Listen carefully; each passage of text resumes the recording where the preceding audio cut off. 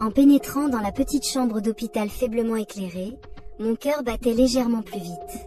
Bien que ce ne fût pas ma première expérience auprès d'un patient, quelque chose dans cette rencontre me paraissait différent. J'avais déjà vu bien des choses en tant qu'infirmière, mais rien ne m'avait préparé à ce qui allait suivre. Monsieur Jacobs, un homme d'une quarantaine d'années, habituellement calme, venait souvent pour des contrôles de routine et j'étais là pour l'aider à se préparer pour le prochain. Dès que je suis entrée, j'ai remarqué qu'il semblait mal à l'aise, bougeant nerveusement sur son lit. « Tout va bien, monsieur Jacobs ?» ai-je demandé avec un sourire pour détendre l'atmosphère. Il acquiesça, mais son regard me disait le contraire. En m'approchant pour ajuster sa blouse d'hôpital, mes yeux se posèrent sur quelque chose sous le tissu. Pendant un instant, je suis restée figée. Ce n'était pas le genre de situation à laquelle je m'attendais. Mon visage a pris une légère teinte de rouge, mais je me suis vite ressaisie, rappelant ma posture professionnelle. « Préparons-nous pour l'examen », dis-je, essayant de garder mon calme. Mais alors que je tendais la main pour ajuster sa blouse, il bougea à nouveau et le tissu glissa, révélant bien plus que prévu. Je me suis figée, incertaine de comment réagir, quand soudain, la porte s'ouvrit dans un grincement. Une autre infirmière passa la tête. « Oh, désolée, je ne voulais pas interrompre. » Elle se retira aussitôt. Après son départ, je me suis retournée vers monsieur Jacobs, sentant la tension augmenter. Il semblait embarrassé, mais dans son regard, il y avait quelque chose de troublant. « Désolé pour ça », murmura-t-il, sa voix tremblante. J'essayais de garder mon calme, mais à l'intérieur, j'étais secouée. « Ce n'est rien, concentrons-nous sur l'examen », répondis-je en me tournant pour chercher quelques fournitures. Sa main effleura la mienne et je me figeai à nouveau. Était-ce accidentel ou tentait-il de me faire passer un message ? Alors que je pensais que l'étrangeté de la situation ne pourrait pas s'accentuer, la porte s'ouvrit encore et le médecin entra, inconscient de la tension qui emplissait la pièce. Je me retirai pour le laisser travailler, mais en sortant, je ne pouvais me défaire du sentiment étrange que quelque chose n'allait pas. Plus tard dans la journée, alors que je retournais à mes tâches, un message arriva. Monsieur Jacobs m'avait demandé spécifiquement pour son prochain examen. Mon estomac se noua. Pourquoi me demandait-il ? Moi ? Encore le lendemain, j'entrai dans sa chambre, déterminée à rester professionnelle, mais dès que nos regards se croisèrent, la tension était palpable. Il me sourit, non plus nerveux, mais confiant. « J'ai pensé à vous », dit-il doucement, et mon cœur s'emballa. Je tentai de sourire, détournant la conversation vers l'examen, mais au moment où je m'apprêtais à ajuster sa perfusion, la porte s'ouvrit brusquement. C'était sa femme. Mon cœur s'arrêta. Elle entra, scrutant tour à tour son mari et moi. La tension dans la pièce était à couper au couteau. Je me retirai rapidement, laissant la pièce, mais l'intensité de ce moment resta en moi. Plus tard, alors que je terminais ma journée, monsieur Jacobs me demanda encore. Cette fois, je me promis de garder tout strictement professionnel. En entrant, il me fixa, l'atmosphère lourde et presque électrisante. « Je suis content que vous soyez venu », murmura-t-il. « Je fais seulement mon travail, monsieur Jacobs », répondis-je avec froideur.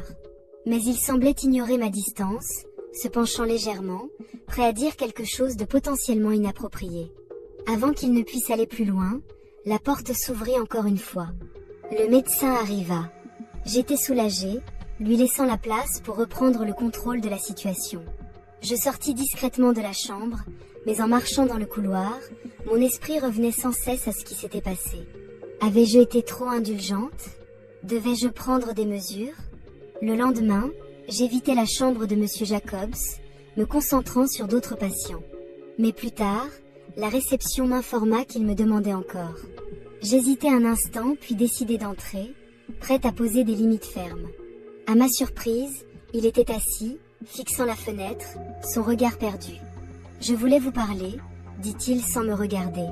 Je restai près de la porte, lui signifiant ma distance. « Je pense que nous savons tous les deux ce qui se passe », dit-il en me regardant, un sourire discret aux lèvres. J'essayais de rester calme.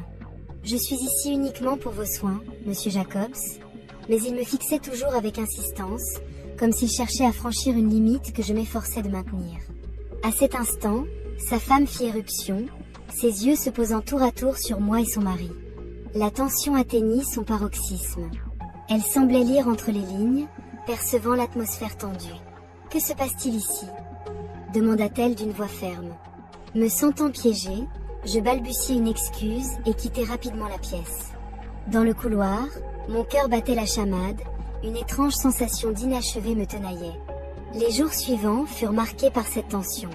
La femme de Monsieur Jacobs ne me quittait pas des yeux, et chaque fois que je passais devant sa chambre, je sentais son regard pesant. À un moment, elle m'interpella. « Je sais ce que tu as fait avec mon mari », lança-t-elle d'un ton glacial. Je tentai de la raisonner, mais elle me coupa. « Reste loin de lui », ordonna-t-elle. Ces mots restèrent gravés dans mon esprit, renforçant l'idée que j'étais mêlée, malgré moi, à un jeu de regards, de sous-entendus et de malentendus. Un soir, Monsieur Jacobs m'attendait dans le couloir. Il m'interpella point. « Je sais que ma femme parle », tentai-je de garder mes distances, mais il sourit étrangement. « Elle n'en sait pas la moitié », dit-il. Puis, dans un geste imprévu, il attrapa mon poignet. Mon cœur s'accéléra alors que je retirai mon bras. « Je vais signaler ça », dis-je, m'éloignant alors que je franchissais la porte. J'aperçus la silhouette de sa femme dans l'ombre, semblant avoir tout entendu.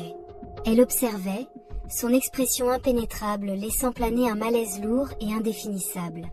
Mes pensées tournaient en boucle alors que je m'éloignais, mon esprit hanté par cette rencontre. Il y avait chez Monsieur Jacobs un mystère troublant, une attraction dangereuse, et bien que je sache qu'il était insensé de laisser mes pensées vagabonder, je ne pouvais m'empêcher de me demander ce qui aurait pu advenir si j'avais cédé à cet étrange frisson qui m'envahissait. Les jours suivants, je fis tout pour éviter la chambre de Monsieur Jacobs. Mon esprit était en proie à des sentiments contradictoires. Une part de moi savait que la distance était la meilleure solution, mais une autre ne pouvait s'empêcher de penser à ces échanges tendus, au poids des regards, à cette frontière ténue que je m'efforçais de ne pas franchir.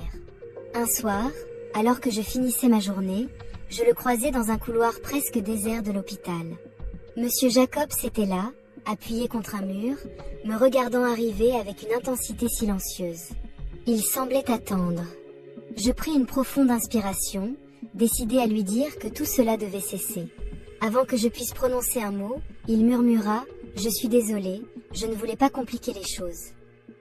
Sa voix semblait plus sincère et ses yeux trahissaient une tristesse que je ne lui avais jamais vue. « C'est juste que, il y a quelque chose en vous qui me rend différent, quelque chose que je n'arrive pas à ignorer. » Je restai silencieuse, écoutant malgré moi ses aveux qu'il me livrait à demi-mot. Une part de moi savait que je devais partir, mais une autre restait suspendue à ce moment inattendu. Alors qu'il s'apprêtait à poursuivre, un bruit de pas résonna dans le couloir. Sa femme apparut au détour d'un coin, ses yeux se fixant sur nous avec une froideur perçante.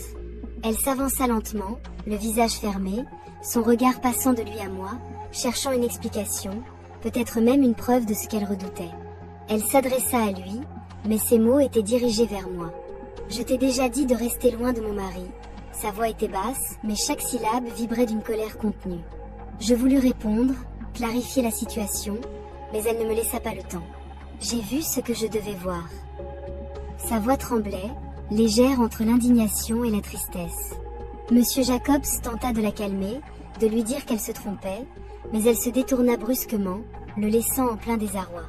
Sans ajouter un mot, elle s'éloigna, et son silence en disait plus que n'importe quelle accusation. Il baissa les yeux, visiblement abattu. Je pris une inspiration, cherchant à rassembler mes pensées, à sortir de ce piège émotionnel. Je le regardai une dernière fois, m'efforçant de garder mon calme. « Monsieur Jacobs, je pense que c'est mieux si je ne vous revois plus. Prenez soin de vous. » Sans attendre de réponse, je me retournai et m'éloignai, mon cœur battant fort sous l'effet de la tension.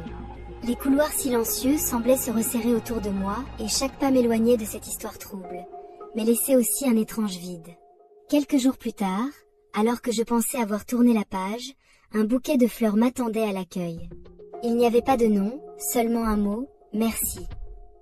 Mon cœur se serra un instant, reconnaissant sans doute possible l'origine de ce geste. Mais cette fois, je décidai de ne pas laisser mes pensées se perdre. Je pris une profonde inspiration, sentant la page se tourner pour de bon, prête à reprendre mon chemin avec la certitude qu'il était temps de laisser tout cela derrière moi. Les jours passèrent et la vie reprit son cours dans le service hospitalier, où le tourbillon des responsabilités laissait peu de place aux souvenirs et aux émotions confuses. Chaque journée se succédait avec son lot de patients, de soins et de préoccupations professionnelles. J'étais bien décidée à tourner la page, et pour m'y aider, je m'efforçais de m'investir encore davantage dans mon travail. Mais malgré tous mes efforts, il y avait des moments de solitude, des instants de calme où l'ombre de Monsieur Jacobs revenait m'hanter. Son regard, son sourire, ses paroles restaient gravées dans un coin de ma mémoire, et luttant contre ces souvenirs, je réalisais à quel point j'avais failli me laisser emporter par une situation qui aurait pu devenir incontrôlable. Un matin, alors que je prenais mon café en salle de repos, ma collègue Sarah vint s'asseoir en face de moi. « Dis-moi, ça fait un moment que tu es ici, n'est-ce pas ?» demanda-t-elle, comme pour amorcer une conversation. Anodine, Jacques, sans trop m'étendre. Sarah, avec qui j'avais souvent partagé des moments de complicité, me lança un regard appuyé.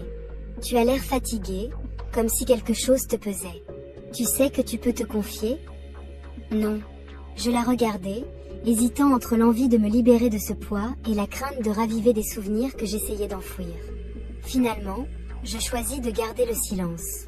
Elle me sourit doucement, comprenant que ce n'était peut-être pas le moment, puis posa sa main sur mon épaule en signe de soutien avant de s'éloigner. Les semaines passèrent et peu à peu, les souvenirs s'estompèrent. Je réussis enfin à me concentrer pleinement sur mon métier, à m'investir dans le bien-être des patients sans m'attarder sur ce qui appartenait désormais au passé. La vie continuait, et avec elle, les occasions de croiser de nouvelles histoires, de partager des moments uniques avec ceux qui traversaient notre service. Puis un jour, lors d'une de mes pauses, une lettre arriva, déposée à l'accueil, avec mon nom soigneusement écrit à la main. Mon cœur se serra en reconnaissant l'écriture élégante et soignée de Monsieur Jacobs. La curiosité l'emporta, et je me retirai dans un coin tranquille pour lire ce message inattendu. Ma belle, je sais que j'ai laissé des choses en suspens et j'aimerais, par cette lettre, mettre un terme définitif à ce que je n'ai pas suggéré. Je tiens à m'excuser sincèrement pour avoir franchi des limites que je n'aurais jamais dû franchir. Vous êtes une personne merveilleuse et j'ai été égoïste de penser que nos échanges pouvaient être sans conséquence. Je suis rentrée chez moi et j'essaie de recoller les morceaux de ma vie, de retrouver une stabilité que j'ai trop longtemps négligée. Ma femme et moi avons entrepris de travailler sur notre relation, et pour cela, il me fallait prendre mes distances avec tout ce qui pouvait nuire à notre équilibre, y compris avec vous. Sachez que je garde un profond respect pour vous, pour la personne que vous êtes et pour tout ce que vous m'avez apporté dans un moment de faiblesse. Merci pour votre gentillesse et votre professionnalisme.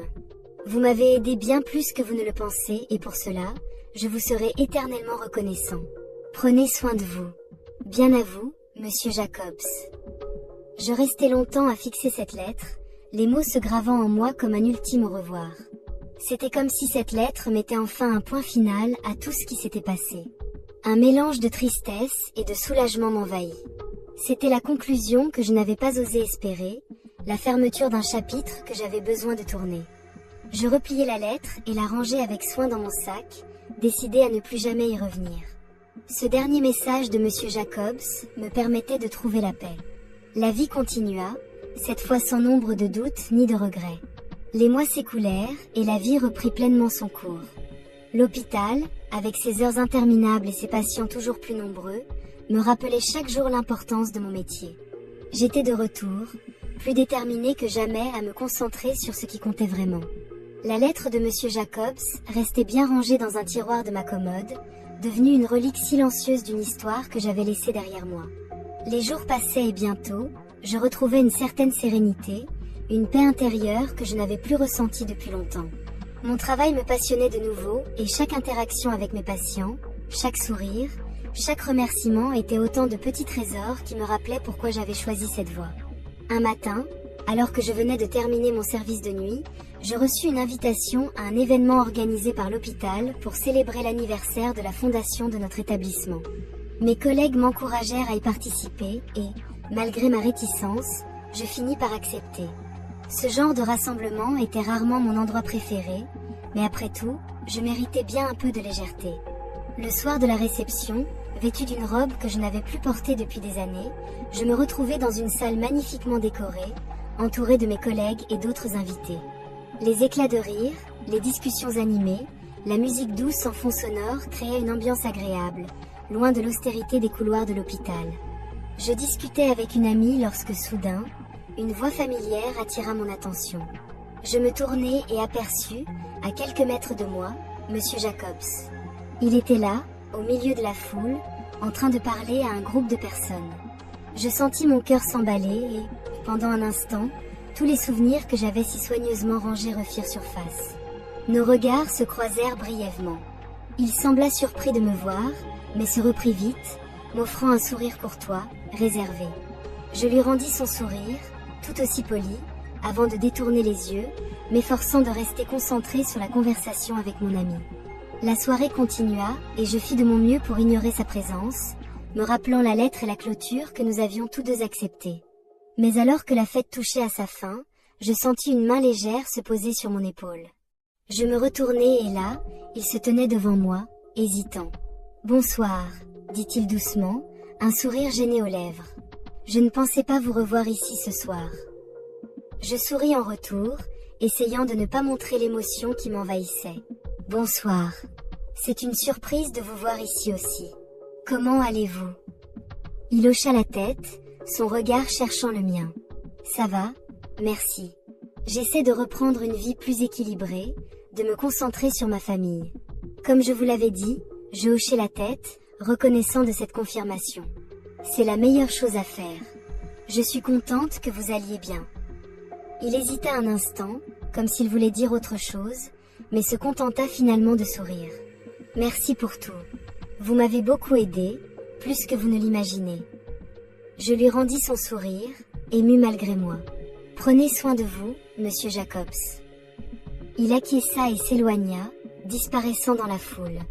Ce fut la dernière fois que je le vis. C'était le véritable adieu, celui qui n'avait pas besoin de mots, celui qui nous permettait de fermer ce chapitre avec sérénité. Ce soir-là, en rentrant chez moi, je sentis un profond sentiment de soulagement et de paix. J'avais enfin la certitude que cette histoire appartenait définitivement au passé. Les pages étaient tournées et il ne restait plus qu'un souvenir discret et apaisé au fond de mon cœur.